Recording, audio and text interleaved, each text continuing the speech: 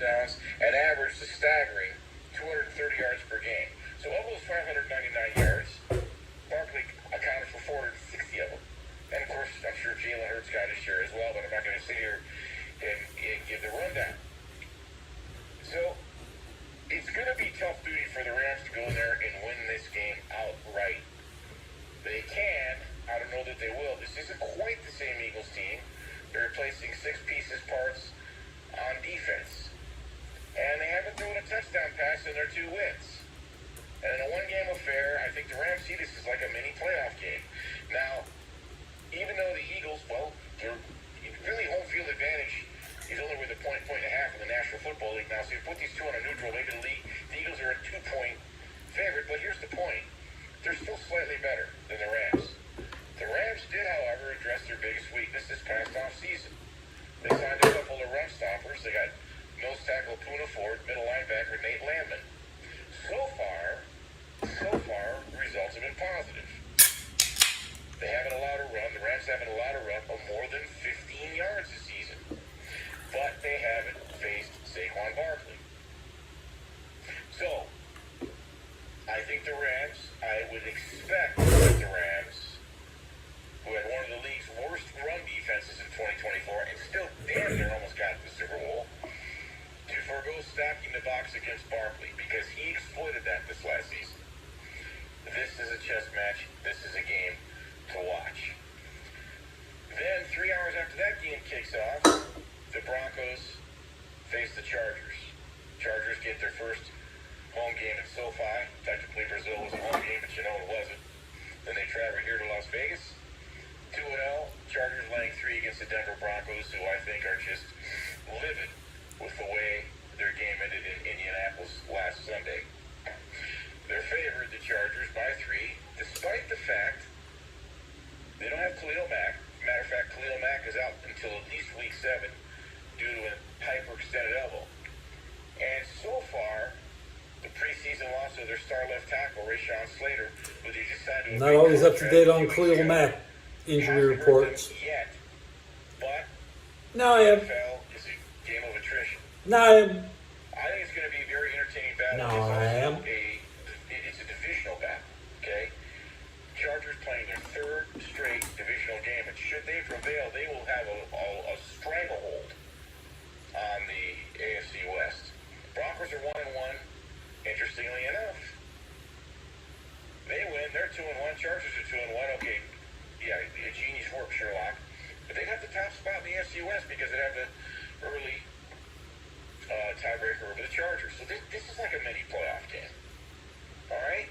Because the Broncos don't want to start 1-2 and have the Chargers 3-0. Key matchup. J.K. Dobbins and R.J. Harvey versus the Chargers' run defense. Now, in Denver's 2 losses to the Chargers last year, their running backs did virtually nothing. Javonte Williams had 6 carries and 23 yards, and Andre Gastine, 9 carries, 48 yards, and that really didn't set the Chargers up well at all. You run the ball, you open up passing lanes. You don't run the ball, you lose. That's the way it is. You pass to score points, you run to win the game. Slight advantage Broncos here, I think, because these 2 units, remember, I'm mentioning the Chargers run game with J.K. Dobbins and R.J. Harvey versus, check that, the Broncos run game with J.K. Dobbins and R.J. Harvey versus the Chargers run defense. This is without Poona Ford, the aforementioned Rams tackle, and Khalil Mack, 2 of their better run defenders who played a key role last year, while Denver has gotten out of the gate with some good running performances, especially J.K. Dobbins. He's had more than 60 yards in each of his first 2 games, and R.J. Harvey is showing real flashes of explosiveness. So, should Denver be able to run the ball, they can win that game outright in Los Angeles. Chargers look formidable. They have a lot of injuries, and you will see how that ferrets out when the game starts. But they're not healthy. All right, it's an unforgiving league. It's a sought-after job. It's a prestigious job. It's a privilege to coach in the NFL. There's only 32 of those spots, and it's amazing how just 2 weeks into an NFL season, for certain teams, there's all kinds of optimism and happiness, And for other teams, there's all kinds of panic. Because for every team that starts 0-2, there are teams that start 0-2. And as I've said earlier, 91% of the time, those seasons go off the rails, meaning you don't make the playoffs. Now, the teams that already appear to have their season going off the rails have one thing in common. Most of their head coaches are already fighting for job security before the damn season even began. So for these franchises that already have their coaching staff, possibly, you don't want to write anybody's death warrant yet, possibly heading out the door, it only adds a measure of success to the equation. And it adds a measure of pressure, because things can unravel and starts to feed upon itself. But once the season goes south, all of a sudden you start hearing about, guys getting fired. It gets louder and louder and louder. And for coaches in the hot seat, it never gets any easier. And so it's just inevitable. Teams that start to look like their ships are sinking as the season starts, they're the ones that are in the spotlight. The lead dog in the house, clearly the Miami Dolphins, unfortunately Mike McDaniel, who was popular, who's an excellent offensive coordinator. And believe it or not, he was 28-25 heading into this season, and now he's 28-28. And I hate to say it, but the Dolphins' season appears to find a way to lose. They're driving for a tying score Thursday night in Buffalo, and it happens again. The issue, though, is I don't know what happened to Tua. They gave him the big contract. It's hard not to like Tua. I don't know whether it's the concussions, whatever. Can't seem to throw the ball downfield anymore. Injuries have hurt his progression as a quarterback. And the Dolphins and their star players, well, I don't know. Will never say they quit on Mike McDaniel. It didn't look like that way Thursday night. They don't look happy. It's obvious, okay? And what? He's 8-12 now over the last 2 seasons. Never won a playoff game in 4 seasons. Yeah, that doesn't look good. Meanwhile, no one can question Brian Daboll's proclivity as a coach, but he doesn't have the horses. He's only 18-34 now. His winning percentage is .349. Every year it seems like Daboll's on the hot seat, which is kind of a sign of how poor the Giants franchise is run. The curse that seems to have befallen New York. The Giants played real hard last week in an overtime loss to the Cowboys, but they're 0-2 for a second straight season. They just don't have talent on the offensive side of the football. And the offensive line's a mess without Andrew Thomas. They drafted Jackson Dart in the first round, but Russell Wilson bought himself another week with a strong game against the Cowboys. The bottom line is the Giants have a brutal schedule, so winning is going to continue to be a challenge. It's hard to defend a coach that's 9-27 over the last 3 seasons, even if the Giants will eventually turn to Jackson Dart at some point. Look, they're in the midst of a rebuild.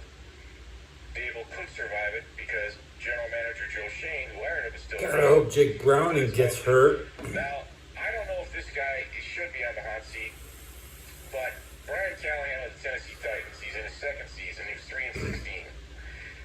He's 3-16 so far, but I don't think it's fair that he's on the hot seat. 90 views.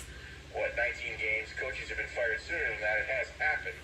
But all of a sudden you got Cam Ward. He's learning on the fly. He looks good. He's showing flashes. And that's the question that persists. But is Brian Callahan a good enough coach to see his development? The Titans just don't know how to win games. Well, that falls on coaching. And Callahan's been under the microscope.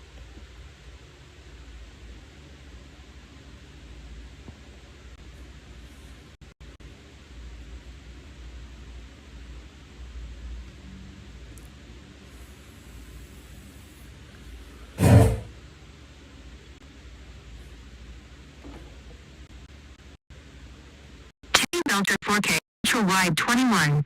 9 Hello and welcome to my show.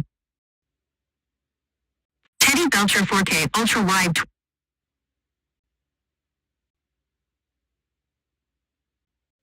This is a big Rams game.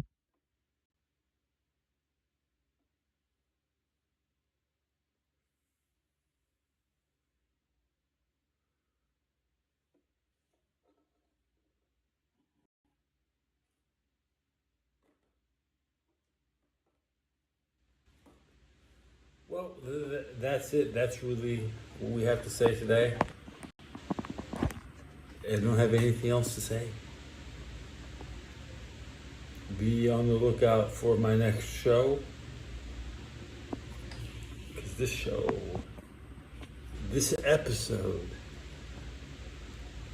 is complete.